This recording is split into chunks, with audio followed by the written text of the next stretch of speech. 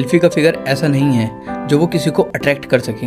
ये सुन के सेल्फी को बहुत बुरा लगता है। फिर ल्यूक अपने पास से एक ड्रिंक निकालता है जिसे पी के कोई भी इंसान अपनी सेक्स करने की इच्छा पर कंट्रोल नहीं कर सकता, और कहता है विक्टोरिया रीजन में ये ड्रिंक मिलती थी, लेकिन जब से मास टेलीपोर्टेशन हुआ है तब से इसको बनाने के तरीके का और इसको बनाने वाले का कोई नामो निशान नहीं है, और आज इसकी कीमत बढ़ के 100 गोल्ड कॉइन्स हो चुकी है।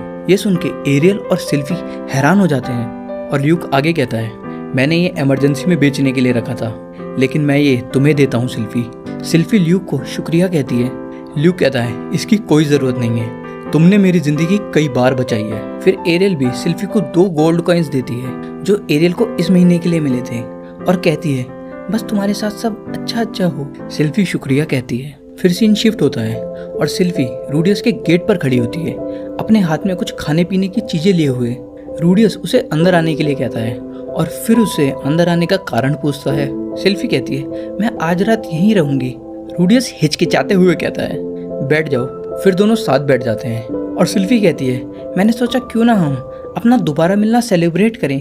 फिर दोनों जाम उठाते हैं मिलने की खुशी में और बातें करते हैं कि वो दोनों पहली बार कैसे मिले थे और रूडियस ने सिल्फी को मैजिक कैसे सिखाया था और वगैरह वगैरह।